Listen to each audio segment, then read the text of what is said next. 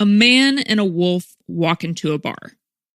What sounds like the beginning of a bad joke is actually a very true, very viral international news story that began in a little town called Daniel, Wyoming in February. Now, months later, the appalling actions of one man and a handful of bystanders are shaping the way an outraged public views and could change ethical, science-based wildlife management in the United States. I'm Executive Editor Natalie Krebs, and today on the podcast, I'm talking to OL Hunting and Conservation Editor Andrew McKean. Andrew has reported on wolf management in the West for years. Here's what he thinks about the Daniel, Wyoming incident, why he predicts it will have a lasting impact on hunting in America, and how he wants actual hunters like you and me, to reevaluate our public relationship with hunting.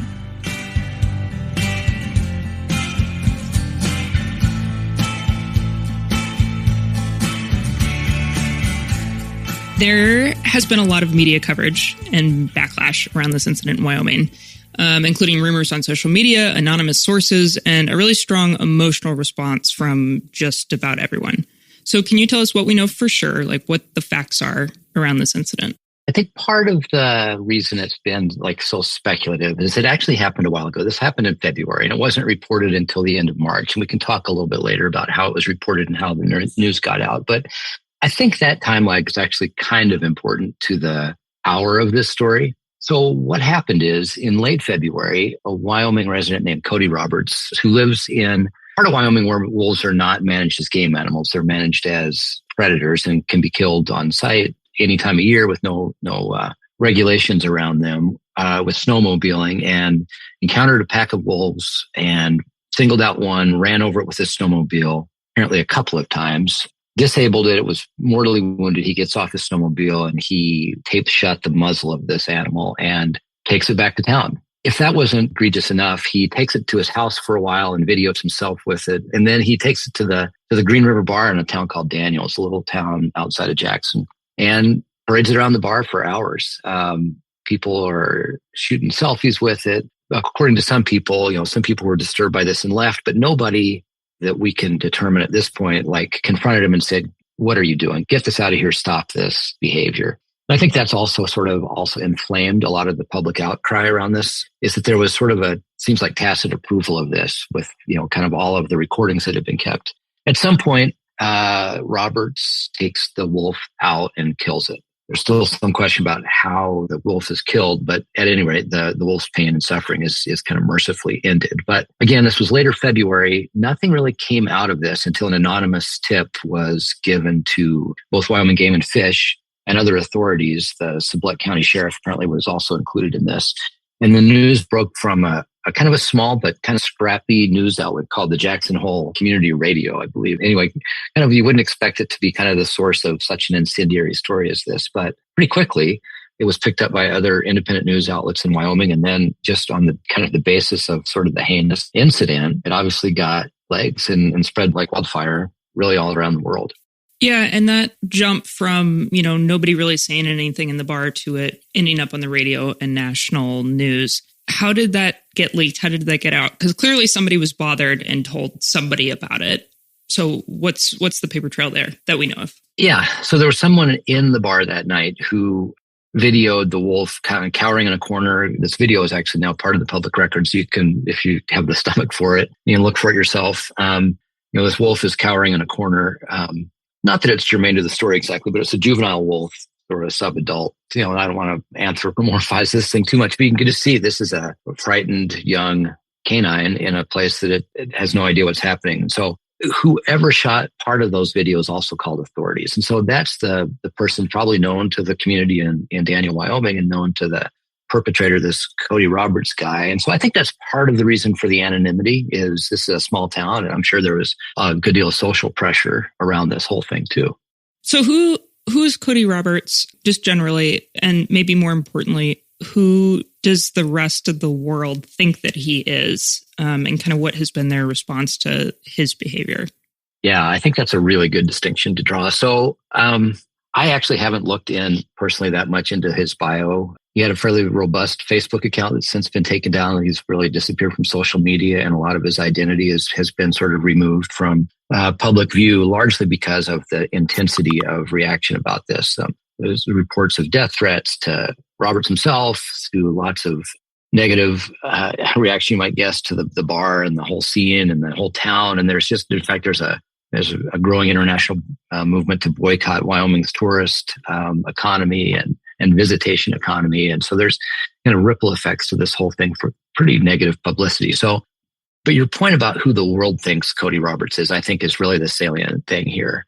He's been described as a Wyoming hunter and a Wyoming big game hunter in a lot of the national and international news coverage about this. And one of the things that I wrote about in the piece that we ran on Outdoor Life is I think that's a really important distinction to draw to separate hunters, true hunters, thoughtful, intentional hunters from this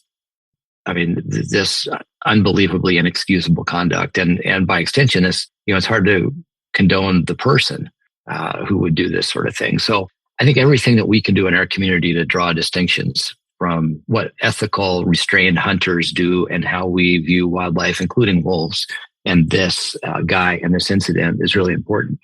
Yeah. And I mean, wolves are already a hugely contentious wildlife management issue. So give us the background on what is happening with wolves and Wyoming's ability to manage them and how this dovetails or not into that. Yeah, I think actually Wyoming is such an interesting state and management sort of window because that predator zone I mentioned where this incident took place was Wyoming's sort of concession to allowing wolves to be managed in the part of the state that includes Yellowstone Park and Grand Teton Park. So Wyoming has this double-tiered wolf management sort of strategy. In the area around Yellowstone Park, wolves are considered a trophy species. There's regulations around hunting. You've got to either draw a permit or you have to have a permit to hunt them. In the rest of the state, as I mentioned before, there's really zero regulatory oversight of wolves. The reason that exists is that was when wolves were restored to Yellowstone National Park and were under federal protection for so long.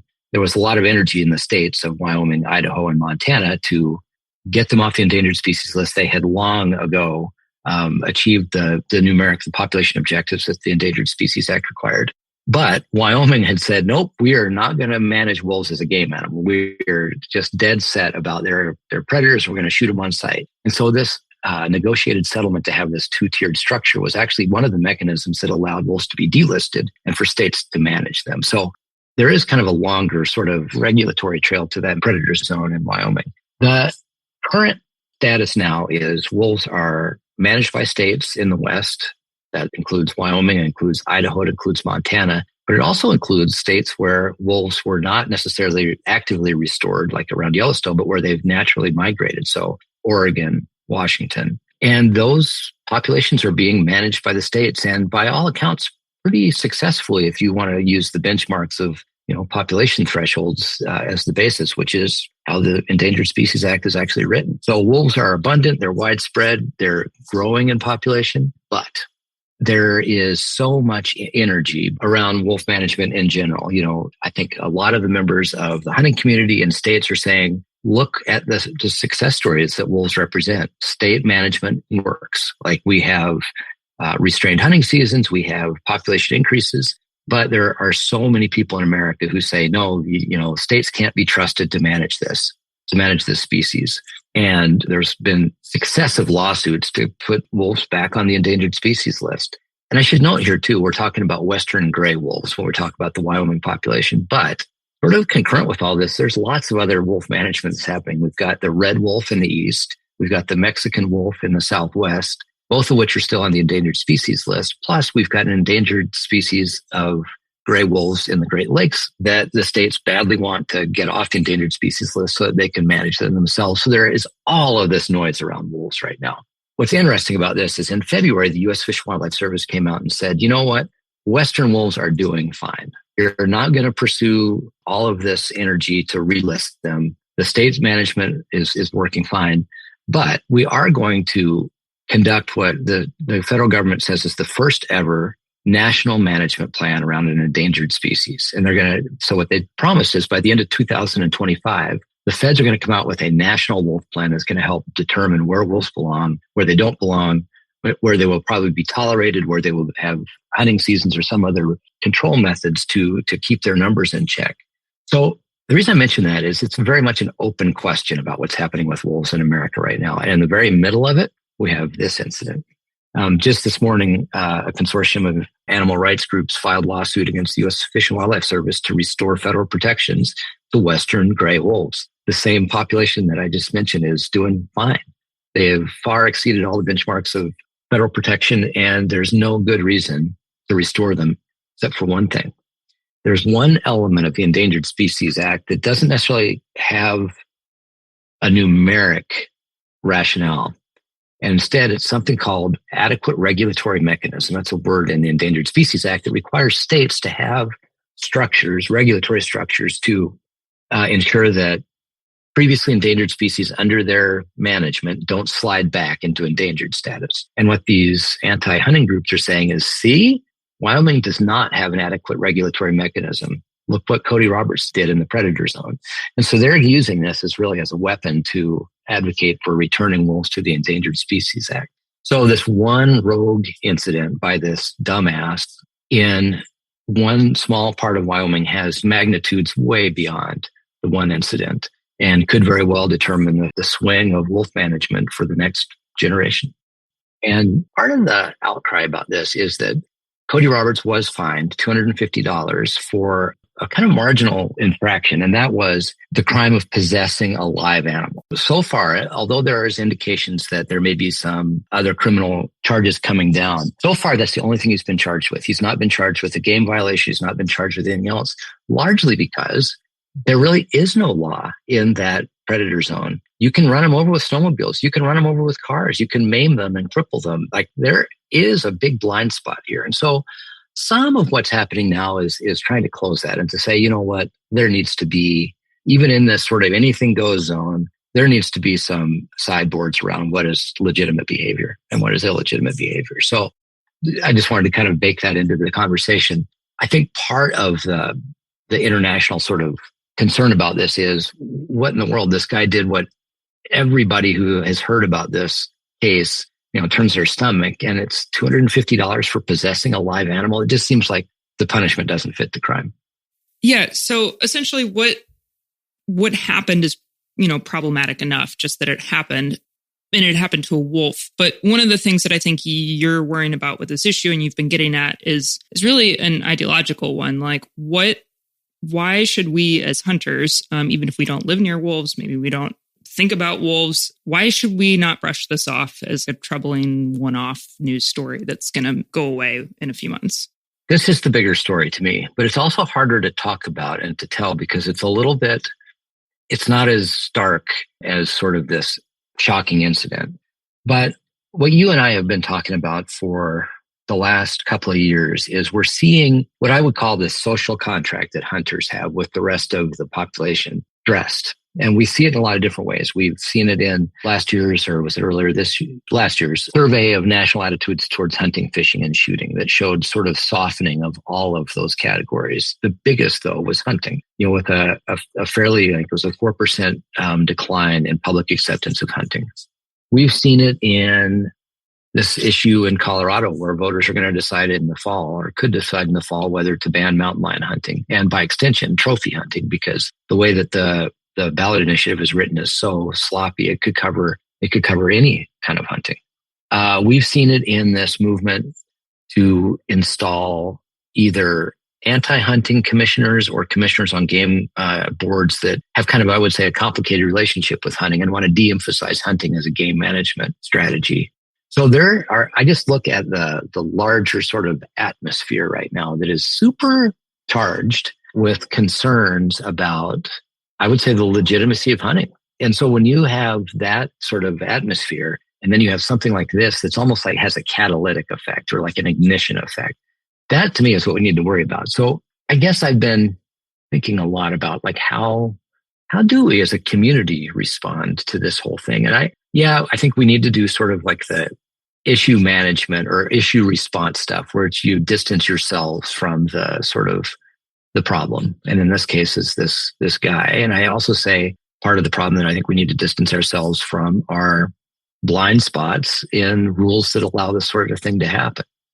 So to me, those are sort of like 101 responses. To me, I think the bigger issue, and this is where it's hard to even identify simply because it's pretty complicated, but I feel like what we really need to do is strengthen that social contract that we have with the rest of the public who doesn't hunt, who may not ever hunt.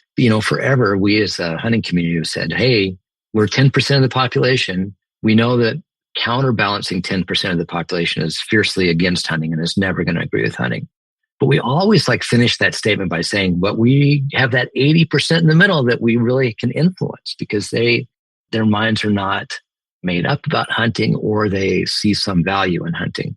Well, this is the 80% that's coming unglued right now about Cody Roberts. Yeah. And to me, the main job we need to do is to remind that 80% that actually there are so many societal benefits to hunting that even if you disagree with the idea of hunting, even if you disagree with the heinous actions of one person who is not a hunter, but maybe self-described as a hunter or described by other people as a hunter, even with all of that noise, look what we actually do to improve the world of people who will never hunt. And to me, that's I described it in the story as this savings account that we hold in common with non-hunters because we share environments, we share oxygen and air and water and landscapes with people who may never hunt. But hunters have a disproportionate role in ensuring that those places remain healthy and wild and we have wildlife to hunt. We got to do a way better job of selling that benefit to the non-hunters. So when stuff like this happens, we have some credit in the account that we can draw against.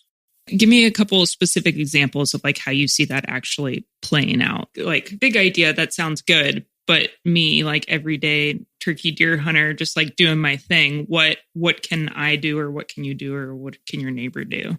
So it's funny. I'm going to answer that with what we need to stop doing. And that is when we talk about our role of hunters, we talk about how it benefits us, right? We talk about oh, I had a great morning and I got this animal and look at the pictures of it and look at the personal kind of reward that I've gleaned from it. And the best of us, when we do that, I think do have the ability to present that sort of personal benefit in a way that other people can find appealing. But I think we do that way too often. And what's happened is all of that sort of self-congratulatory part of hunting or observant part of hunting is magnified because we don't really talk to people outside of our communities. So first of all, I think we need to stop just telling our stories to our own community because we get it and it's an easy audience. I think two, we need to stop talking about the personal benefits of hunting because if you are on the fence about hunting, you really don't care how personally rewarding it is. And this is something I've struggled a lot with because that's exactly what I default to. It's so important to who I am as a person it's a really easy way to introduce myself to somebody else. I don't think they care ultimately, or that's not going to be an avenue toward changing anybody's minds. Instead, I think we need to better tell our stories in a context of shared value and shared benefit. So one story that I think we talk about kind of in the abstract, it's almost like it's easy to kind of bore people with it because it's science-based and it's researched and it's kind of it's unimpeachable numbers. But the whole idea that across the world, we're losing an astonishing number of species and biodiversity is truly an issue that we need to deal with. And birds are especially bird biodiversity is in trouble. As habitat loss happens, as migration patterns change with all kinds of reasons, including global warming. But the one bright spot are waterfowl species. We have more waterfowl and more abundant waterfowl and more adjacent populations of shorebirds and aquatic birds than any other segment of the bird community. Why?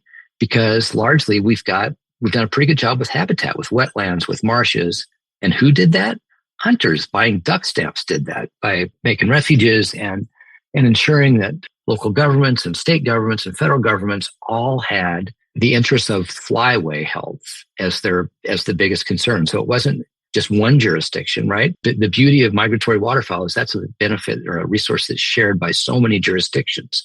So you have to have a sort of a cooperative approach to habitat health along a big section of land.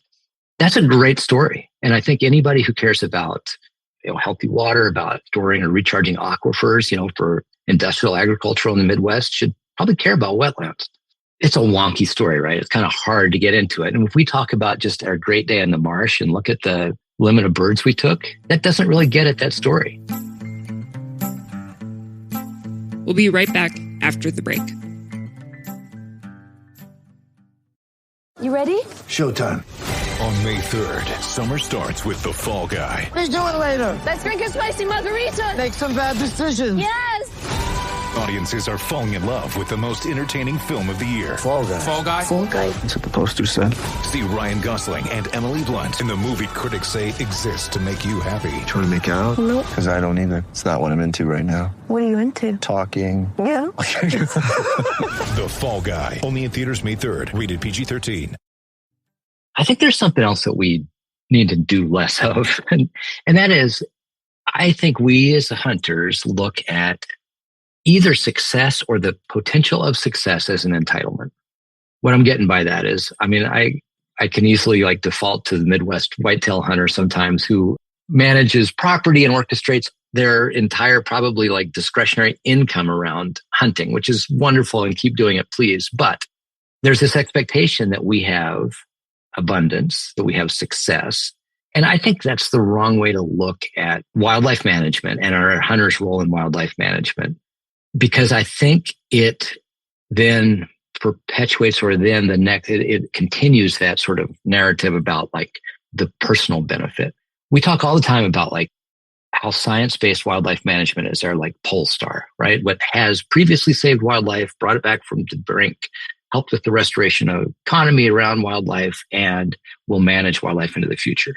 But yet, the minute somebody's hag quota is cut because populations decline, we don't blame science. We blame, other people. We blame our people in our community. We blame all sorts of other things. To put a point on it, I think I think we need to return to our sort of reverence for and support of science-based wildlife management, and not have an expectation at the end of that of opportunity. It's a great sort of windfall when it happens, but I don't think we should expect it every year or every time. And I think that's a really, really hard thing for what I would call the entitled hunter to start to bend their mind around, is support science and support the mechanism that creates the abundance that we can then hunt, but don't expect it. And in some ways, I think if you change your mind around that, I think it makes those opportunities when we do get them more special, because they are a living embodiment and a reward for sort of doing it right and following the science. The subtext here is we should trust our state game agencies and the biologists and the people who are, setting the regulations that change maybe year to year that we don't agree with. Is that a good summary? I think it's a good summary. And the nice thing about those processes is they're public. There are all sorts of opportunities to contribute to them. People are so used to sort of bitching about the outcome that they forget that they could contribute to the process that results in the outcome. And I think we kind of have forgotten or sort of lost that sort of muscle. Go to public meetings, participate in the public input part of the season setting process in every state, be a wildlife commissioner, do all of the sort of the boring things that results in the reward that we all like to celebrate. A couple weeks ago, we ran a story that you wrote about the Wolf Convenor and this growing, already big, but growing national conversation around wolves. It seems like opinions on wolves seem to have a disproportionate effect on their management in a way that does not happen with other species. So talk about that a little bit. What's going on with that? Well, yeah, that is the U.S. Fish and Wildlife Service's attempt, I think, to recognize that wolves just make people crazy on kind of all sides. There's very little neutrality when it comes to wolves. People want to protect them and see them everywhere and maybe don't quite understand what they're asking for. People on the other side, want to hunt them to the very last one because, wolves always represent something more than just a wolf, it seems like, and have for centuries in Western culture. So you've got just this sort of powder keg around wolves. And what the U.S. Fish and Wildlife Service did is hire this woman who is actually really fascinating. Her name is Francine Madden. She's built a career around international sort of conflict resolution when it comes to natural resource issues. So she helped resolve conflicts with mountain gorillas in Uganda, and she helped resolve conflicts around invasive species in the Galapagos Islands. And she helped deal with marauding tigers in Bhutan. She's taken on some really troublesome, nettlesome, and intractable issues and found a way to get people to solve them themselves. And so I do believe we had an interesting question and answer with her. And, I told her it's easy to be cynical about this sort of kind of squishy, talk it out solution when it comes to these issues that seem pretty intense. But she's got a great track record of doing just that. And so the feds hired her to convene what they're calling a national dialogue around wolves, where people of kind of every persuasion when it comes to wolves can contribute their opinions, contribute their thoughts about how to have a sustainable future when it comes to wolves. And she's going to somehow balance all that, get people to talk to each other, and figure out a way forward where wolves are maybe not the disproportionately intense species that they currently are. I don't want to put words into her mouth what her job is. It seems just gigantic to me. My main point is this is all happening right now. The sort of the floodgates are open in terms of collecting opinions about wolves. And in the middle of all of that, we have this incident where you don't really have to, and it's really hard to have a middle ground when it comes to this incident in Wyoming. I don't know if anybody who is an apologist for Cody Roberts or is somehow excusing what he did. And so I guess I just worry that this particular moment is going to be sort of perverted by this aberrant behavior when it comes to wolves, and that there is so much potential middle ground. And I'll show my cards a little bit. I would like to see wolves on the landscape. I think they belong. And in fact, I think they're a great sort of indicator of healthy places and wild places. But just like other wildlife, I think they should be scientifically managed. And if that is an outcome that allows hunting, I'm going to be one of the first to buy a license. Because one of the great, I think, opportunities of my hunting career would be to hunt a wild wolf in my country. And I'm not going to apologize for that. I think it would be a great success for not only wildlife management, but also sort of endangered species management. And I would certainly hope not to do it in any way, shape, or form that involves, running one over. I guess what I'm saying is I think there's a lot of room for people in the middle like myself, but they're being drowned out right now by so many voices on either end of the spectrum. Sure. So in your piece that you wrote for OutdoorLife.com, you compared this Wyoming wolf incident to Cecil the Lion. Can you kind of remind us about the key details around that, which was, a true hunting PR nightmare? That was an incidence of lawful hunting, and however many years later, the fallout is now. So yeah, I titled this piece for Outdoor Life, America's Cecil, because I think there are so many parallels to it, including, this singular incident that has galvanized opposition to what people think hunting is about and this representation of hunting, whether it's a hunter or not. But to remind everybody about Cecil the Lion, which that was 2015, that was 9 years ago, which I can't believe, 9 years ago this summer. It took place in a national park in Zimbabwe where a licensed American hunter, I think he had paid $50,000 for a license to hunt lions, wild African lions. But what happened is he was led to this national park, and there was this charismatic lion named Cecil, which, as a total aside, one way I wanted to actually start this Cody Roberts story was, thank God this Wyoming wolf didn't have a name. And I say that sort of facetiously, and it's facetious because it belittles and sort of makes smaller, I think, a really important moment. But if that wolf had, Puddles the wolf or Willie the wolf or whatever, it just makes it that much easier to magnify the outrage about this. And thank goodness that wolf didn't have a name, but Cecil did. And Cecil was well known, this black-maned, very sort of distinctive lion that was a favorite of photo safaris because Cecil would always show up on time and was just, played the part. Well, this American hunter was hunting with a guide who somehow they lured Cecil out of this protected area, and the hunter, Palmer, I forget his first name, shot him with a bow. He was bow hunting. And there were all kinds of fallouts. You mentioned a PR nightmare. It didn't kill him right away. They had to trail him, and they finally caught up with him the next morning. Cecil was wearing a GPS collar, which was cut off of him at some point. So there was so much noise around it. But besides just that, it shocked the world, who I think hadn't been aware that hunting was a thing, was a legitimate activity in Africa, that charismatic megafauna like Cecil could be the targets of hunters. And so there were all sorts of fallout from it. But the biggest one was just this sort of shock and disbelief that this could happen in the modern world. And one thing I would observe too, 9 years ago seems like forever ago somehow, but it seems like centuries ago when you look at social media presence and the speed at which news like this travels. It took a little bit of time for the Cecil news to get out. And then, so it's funny, there's an interesting story I was looking at that tracks the mention of Cecil and African lions and this Palmer guy on a graph. And it sort of shows day by day and even hour by hour how that trend line was changing as word got out. It was a slow burn. It's not unlike this one. But now I think what we need to be aware of is this Cody Roberts and Wolf story is not simmering down. It's intensifying. And I think we're really on the leading edge of some fallout from it. But I think there's actually some really hopeful things to take away from the Cecil effect or the Cecil incident. And that is, Palmer was never charged with a crime. He hadn't violated any hunting law. He had a license. He had a licensed guide. He was legitimately hunting in a place where he had permission. And so, though there was lots of personal fallout, his Minnesota dental clinic was closed because of all kinds of hostility and adverse publicity.